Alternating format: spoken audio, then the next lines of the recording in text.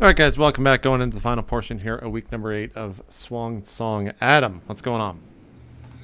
So this mysterious suited individual has just turned his pad over to you and asked you if you recognize someone. You see the face of, and it looks like like a surveillance shot. It's not like a Facebook profile picture. Like this person is being surveilled. It's Odette Rainier, the woman who installed the computer parts that house Pi in the Swan Song. I ask, I'm just like, who is that woman? What? Who do you know her as? I know her as someone who installed some parts on our ship once upon a time. So he nods as if that's part of an answer.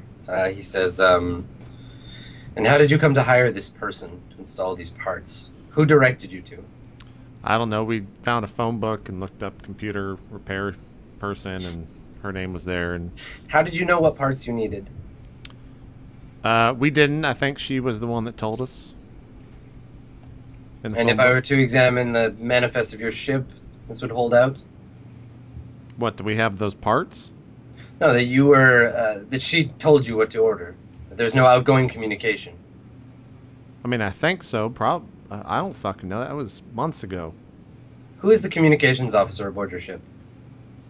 Captain Norsdumo. What?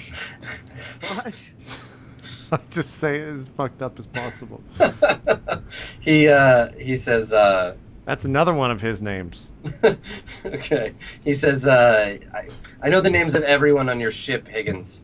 Well, you don't know the AI's names. Who is responsible for communications? Beelzebub. He does all of our talking. The So shit. I'm being honest with you. You're laughing, but that AI has ruled our lives. You were actually doing me a favor, keeping me here. It was hell living with that asshole. Every day I'd see a checklist in front of me with my name, and he was blinking with a red dot and little skull next to it as if he was going to kill me. But every day I'd live a little longer because I'm a fucking survivor. And I just look back over to the window. Okay, so when you say that, then yeah, we swipe cut to Piani, the last few days you've been in and out of like a drug-induced sort of fugue state where and you've done this before, like it's a sort of MES therapy where your body is sure, you know.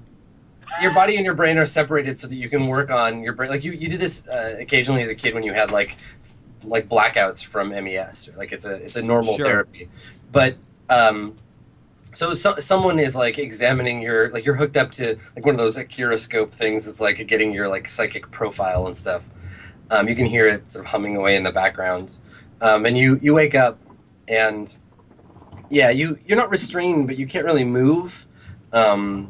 And you're in a room it looks like looking around, it looks like an empty like children's ward maybe of the hospital. You're in a wheelchair. There's some like small beds around. There's a scene painted on one wall, like a mural of like a big wooden boat with like an old man with a beard herding animals onto the boat in pairs. You come to and sort of start looking around, and you can still feel like echoes of the sort of psi trance that you were in, and so you're a little disoriented and feeling kind of like disarmed. But someone comes over, and they sort of like kneel down so they can see you. You can see it's a woman. She's dressed in a lab coat and kind of a plain dress. She has her hair pulled up in a bun, it's sort of graying. And she says to you, how are you feeling? My fucking head hurts. She nods. You've been through a traumatic experience. What the fuck happened? You've had, and she kind of sighs and shakes her head. She says, you've had an episode. Your MES, it's not good, I'm afraid. What do you mean it's not good? And that's when he notices his squid arms. No! She destroys you for being a mutant. Half woman, half octopus. Piani exists only to seek mollusks. No, it's good. She pulls over a stool, like a plastic like red plastic stool and like sits on it. And she says to you, "What is the last thing that you remember?" I remember floating around with the fucking Swan Song in the middle of space and not having enough life support, so we had to go under, and here we are. And she kind of like looks at you, and she's like, "This Swan Song, is this a ship of some kind?" It's the name of the ship. Interesting. And she like makes some notes, and she's like, "Tell me more about this ship." Well, how about you answer a couple of questions for me? She nods. I think we can do that. Where's the other people I was with? She shakes her head, and she's like, "We're alone here. There are no other people." The fuck you mean we're alone? She gestures around. "We've had this area of the hospital cleared for you. You have a history of violence." I laugh a little bit. You're like, "Damn right." But the other fucking people on the ship, there was some other people. Where are they? So she's like taking notes on her her tablet, and she's like, "Who are these other people? Tell me about them." I'm not sure you understand. Are they alive? Or are they fucking here? I'll tell you about them, but I got to know that they're safe. So some piece of equipment, like monitoring equipment attached to you, starts to beep when you like start to get kind of like riled up, and then there's like a faint kind of hissing sound, and then you start to feel like kind of dizzy and like a little bit like druggy. And she puts her hand out, kind of like, "It's all right. It's all right. Tell me more about your friends. I'm sure they're safe, but I'd like to know more about them, please." Well, we got Victor. He's the fucking scientist. Good guy, handsome. Fucking Higgs. Taking notes. He fucking owes me so much goddamn fucking money. I love imperative to Wheat's impression of Irish people is cussing every other fucking word. It's the only way I can get the inflection right. Breaking the character. And then there's the fucking cook. He makes a great lobster bisque. She nods. And that's everyone who was on this ship with you. But there's a doctor. Don't really give a fuck about him, so... Dude, don't know much about him. Different doctor, not you. It's fine. So she makes some more notes, and she's like, "But don't you have a special friend on board the ship? Someone you've talked about before? You don't remember?" Sorry, do I fucking look like I'm 5 years old? If you have a question, just fucking ask me. She says, "There's no need for that kind of language. I'm just having a conversation with you." And she sighs and kind of looks at you like she's like kind of like sad about how this conversation is going, like she's failed somehow. And she's like, "Maybe you need some more alone time, and we can talk about this again when you're feeling less upset." Oh, you're not gonna find me in another mood, laddie. Okay. So again, more like the more aggravated you get, the like you keep hearing this like noise. But the first time, it sounds like a really audibly clear ping, and then eventually it sounds like you're hearing it kind of at the bottom of a well, and your breathing is starting to slow, and you're feeling kind of like dizzy. You can fucking pump all the drugs you want, and I'm still going to be a fucking angry bitch. So she kind of like leans over and tries to make eye contact with you, and you're having a really hard time because it's all blurry and stuff. And she's like, "Well, we'll try again tomorrow." And she kind of steps back and starts to walk out of the room. Yeah. So you fall asleep, not necessarily of your own will, and we fade with you to Mr. Sicarian. Mm-hmm. So, yeah, Sicarian, you're in a cell like the one that I described to Victor. You don't have any medical shit hooked up to you. You wake up just like on the floor. You're naked. You're not wearing anything. Fantastic. And yeah, you feel like shit. Like there's like a pool of ostensibly your own vomit nearby.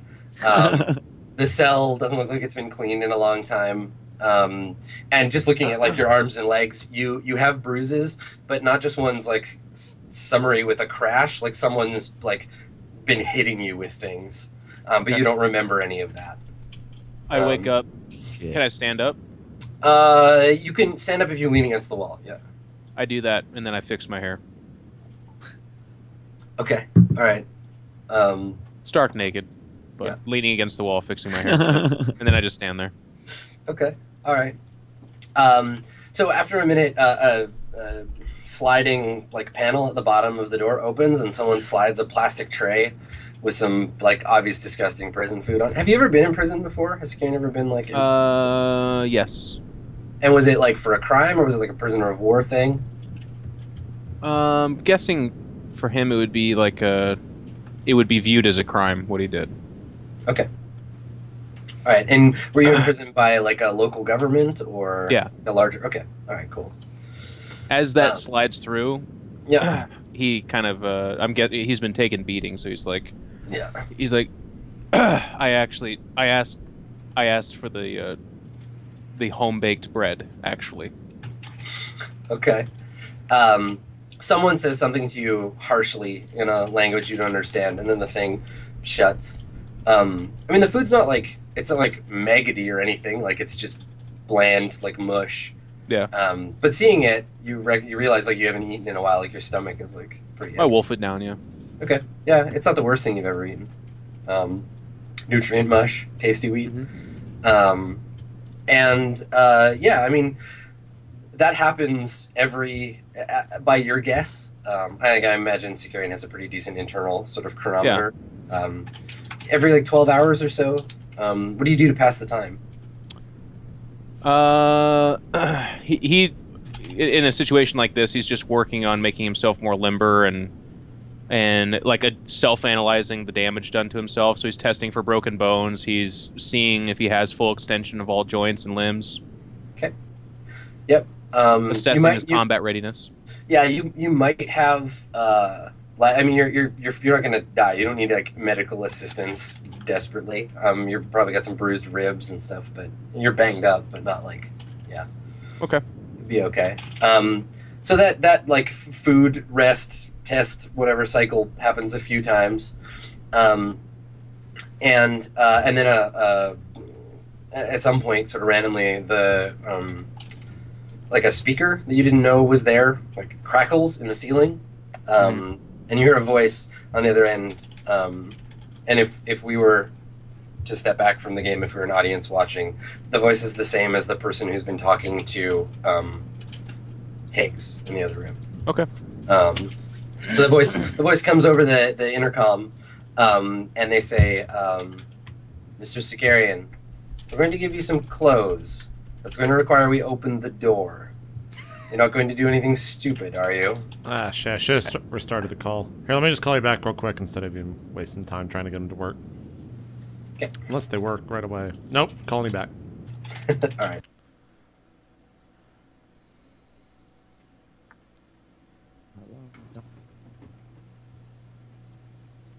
So assuming is it enough time passed and I'm able to walk around and move? Yeah, I mean, you're not at your limber fighting best, but yeah. I mean, the room is tiny, right? It's like 6 by 6. But yeah, okay. I mean, then you can I stand. walk to the other side from the door, and I stand, and I say, "You may open the door." Okay, so the door opens. And unlike like a single armed guard with a club that they sent to deal with Victor, this one, there's like a guy holding a rifle at you. He's wearing the same like drab kind of clothes. He's got some kind of like patch and like some military symbols you don't necessarily recognize on first glance. And yeah, he's pointing this like kind of archaic looking slug thrower rifle at you. And then someone else kind of comes in beside him and like throws a plastic like sealed pouch at you. Mm-hmm. The guy hits you in the chest. And then the guy backs up and they slam the door. I diligently open it up and Tear it open. dress Okay. myself. Yep. Okay. So like pretty standard, like kind of prison garb, like a dull sort of blue jumpsuit. I straighten it as best I can, and I wipe it down. Okay. All right. It smells like really strongly of like detergent, like septic, antiseptic detergent. And then they ignore you for a while longer. And you're fed some more, and the boredom starts to creep in. You don't really have a lot of room to move around. What do you do once that feeling of like claustrophobia like starts to like? I don't think it affects you necessarily, but you can feel it at the edges of your perception. How do you? Well, as time passes, he's just continuously trying to kind of remember things, trying to like get down. He's putting his mind at work, knowing that that's the key between that and insanity, basically. Mm-hmm. Okay. All right. So more time passes, and the comms come back on, and the same voice, though the voice sounds kind of tired now, comes over the intercom and says, "I'd like to have a conversation with you, Mr. Sicarian. Is that something you think you would be amenable to?" He kind of chuckles to himself and he says, "As it happens, my schedule is completely free. We can do that just fine." We're going to have to restrain you. If you cooperate, no harm will come to you. There's a sliding panel that opens in the middle of the door, and the voice says, "Please place your wrists through the panel." I do. Yeah, they cut off your hands. Ha, fucker. No. All right, you feel like plastic like cuffs, like restraints go over your wrists. Mm-hmm. And then someone outside says in like kind of rough English, like, "Step back." I do. I do everything they say. Yeah. So they open the door. There's a guy with a gun trained on you. There's another guy who kind of like takes you out of the cell and starts to lead you down a hallway to another room. So in that room, they open the door. You can see there's a metal table. There's two like folding chairs. There's on the table there are two styrofoam cups. They have something steaming in them. And there's someone sitting in the chair opposite where you come into the room. It's that guy that I described before. Yeah. Suit, whatever. And he looks up and he stands when you come in. And the guards kind of like push you towards the chair. And one of them, the guy kind of like pushes on your shoulders to like get you to sit. Instead of just saying sit, but you're like, yeah. I'm very cooperative. If they shove me, if they push me, if they want me to sit, I do that. Sure. Okay. So they like back away from you. The only light source is like a lamp above you. You can't really tell how big the room is. I mean, you get some idea. It's like larger than it appears because it's kind of echoey. But so then, the guy sits down, and he says to you, "I'm sorry you're having to go through all of this. The authorities on this planet are not the most subtle, so you have my apologies." Well, I appreciate that. Thank you. They're very concerned about the security of this planet. Important resources. You understand. I, of course, do. There are a few formalities that I need to do to process you before we can allow you and other cooperating members of your crew to leave. Okay. We found contraband on your ship. Significant contraband. As far as I was made aware, it's not illegal for Higgins to have a generous collection of pornographic material. Mr. Higgins, many vices notwithstanding, the issue with the Swan Song is its fifth crew member. An artificial intelligence, I believe, goes by the name of Pi. Do you know anything about this? Of course. And you freely admit to an unbraked artificial intelligence being on board your ship. Well, it was forced upon us, and we did the best we could to exist with this a part of our lives. Once it's unbroken, you understand there's nothing that we can do except for destroy our ship, and that's our livelihood, so we felt it best to contain it until we could reach more appropriate people. And so why are you here? We were supposed to deliver Dr. Sahi doesn't fucking matter. We were supposed to deliver him to the nearby planet where the VOD are occupied. It's a peaceful journey. There's no military interest there. It's just to get one man of science to a planet of interest. And then we were to return. And on that way, we took damage from spike jumps, I believe, at some point. I can't give you the exact... I am not actually the navigator, but at some point we took damage. We needed repairs, and we discovered that we had been injected with this presence. So the artificial intelligence boarded your ship during this period in which you were unconscious? I believe... Well, no. No, it was before that. No, it's... Do you know this woman? And he shows you the same picture that he showed to Higgs. I do not know her name, but that is the woman that did repairs for our ship, yes. And these repairs, do you know the nature of them? I do not. That is outside my expertise. Who on your ship is in charge of the computer core? I believe communications is the closest we'll come to that, and that's Piani. She's a kind-hearted and gentle-minded soul. He looks at you like he's not sure if you're kidding or not. That was a joke, Mr. Blue Suit. She's a rather gruff fellow, but the one to communicate in these brigand space-inhabited areas, she's the best. We believe that this woman, Piani, has a relationship with the artificial intelligence. It's sealed the ship from our access, and we don't want to risk damaging it. It's vitally important that we retrieve the core intact. I'm going to level with you, Mr. Sakarian. We need your help. In exchange for discretion about your whereabouts, perhaps, I need you to convince Piani to get us on board the ship. I'm guessing my bidding power here is quite limited. Do you control the government? And you won't tell me, of course, who you represent. He says there are only two ways for you off this planet. One of them is on your ship, minus the artificial intelligence, of course, but a free man.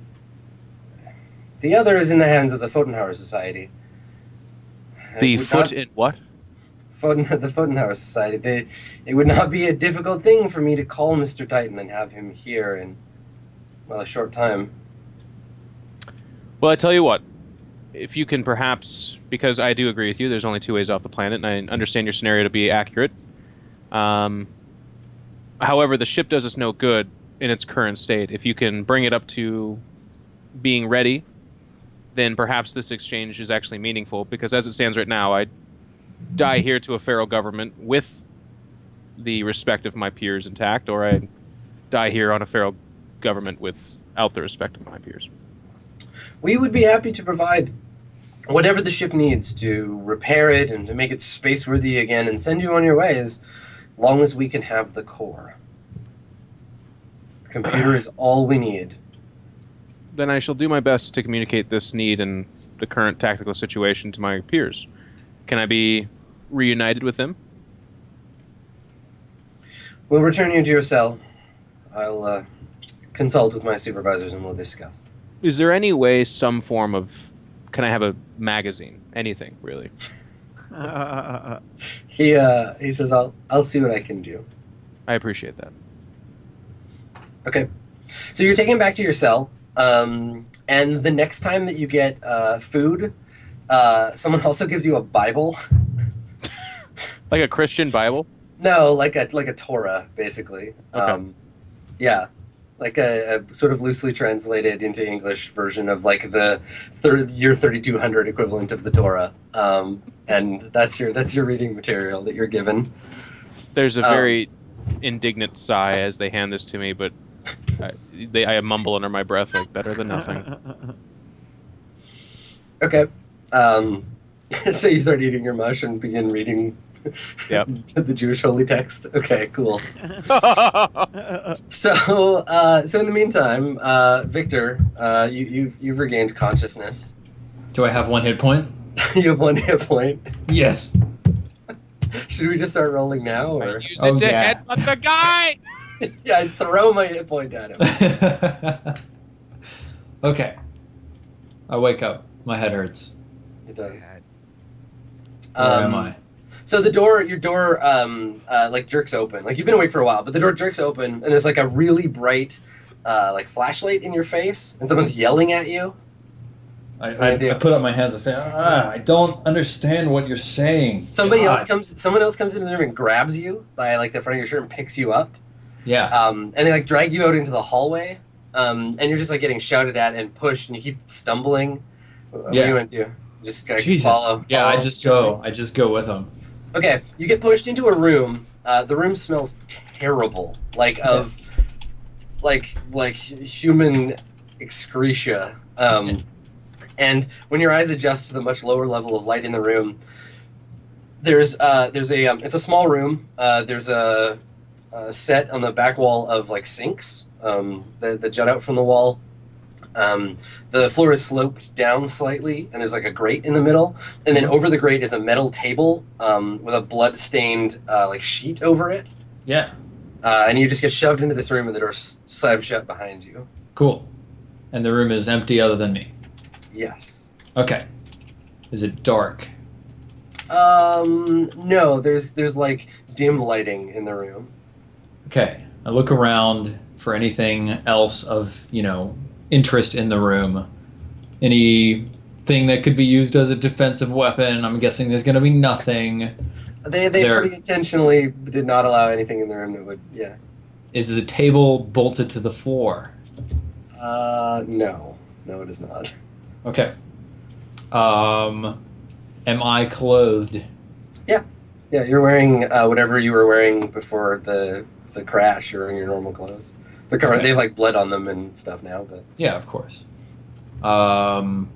Like there are no other exits from the room. No.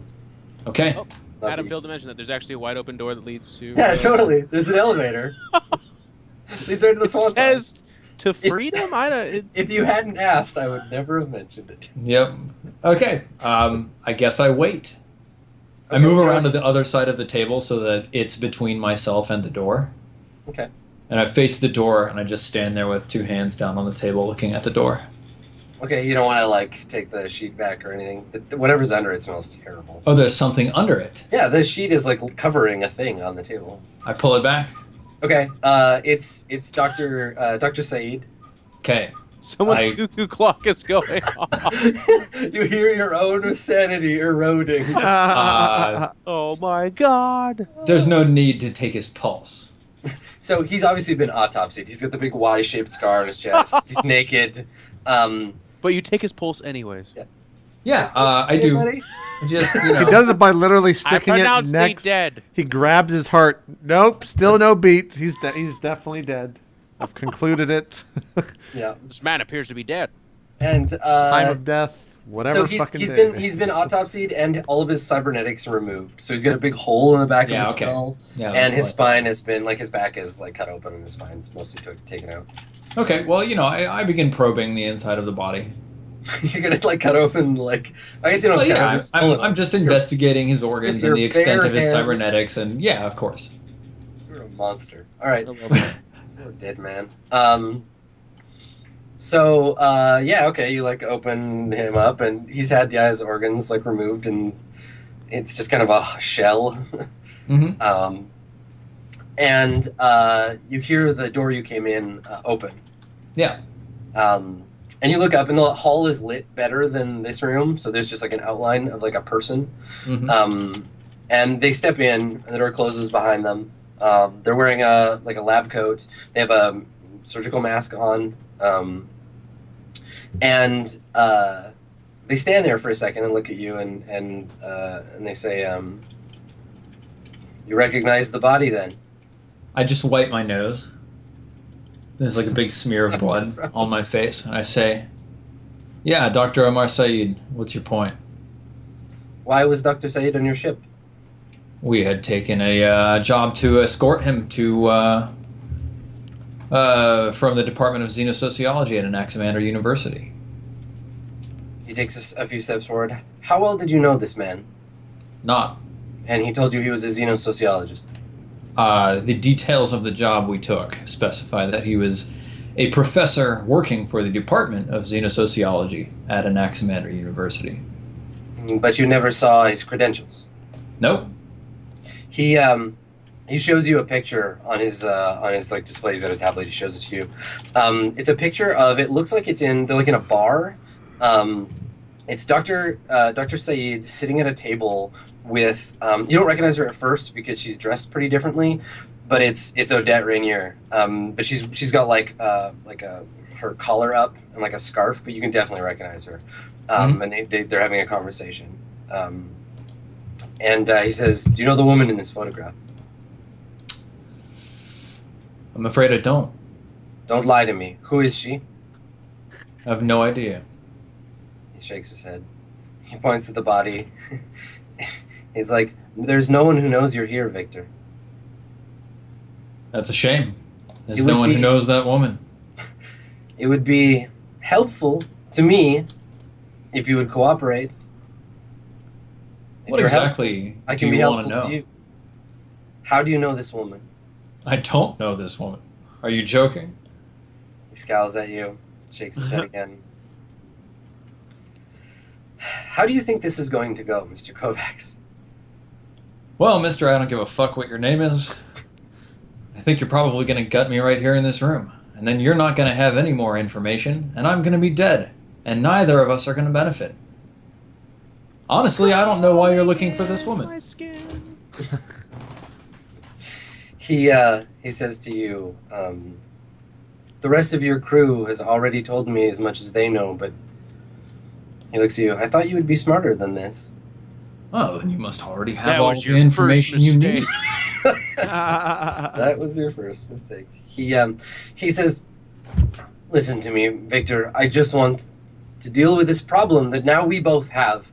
And once the problem is dealt with, you can leave. I don't want you to be here. I don't want you to end up like this. And he gestures to the body. He has weapons on him, right? Not that you can see, no. Fantastic. Then I flip the table with the body on it, and I charge with the my one hit point. You're not Mr. Scarian. No, I do only have one hit point. I say, listen.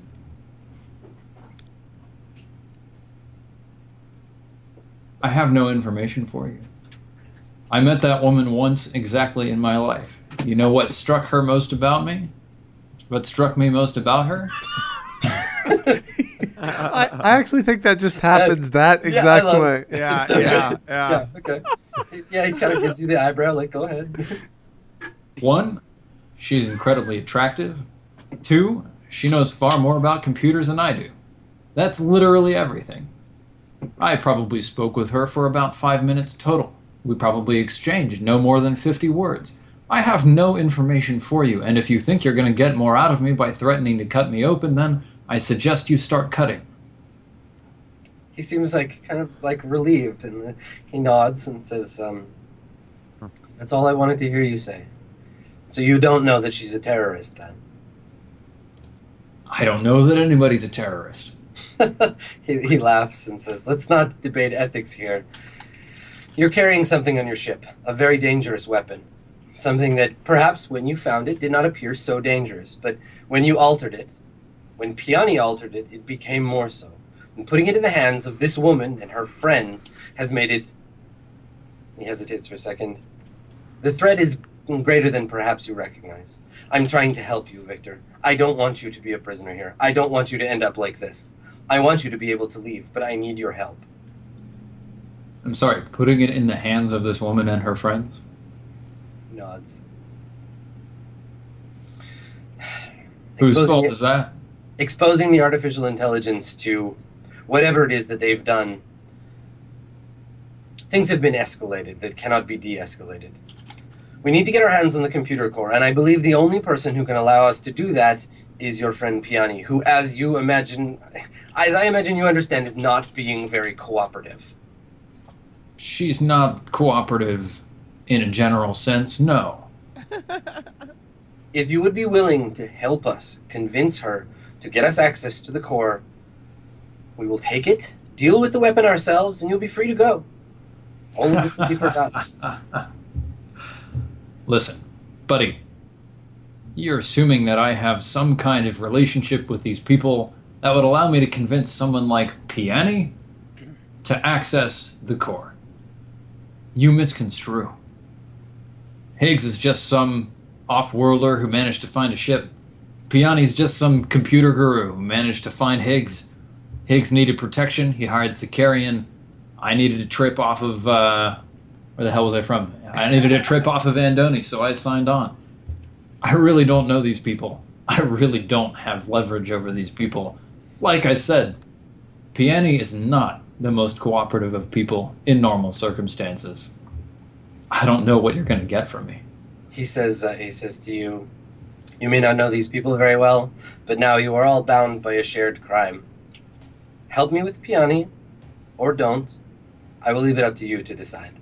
And he goes to like leave the room, and before he does, he kind of looks around and he says, "How do you think this room is bigger than your cell? Yes, not as good company, I think, but let's keep you here for the time being."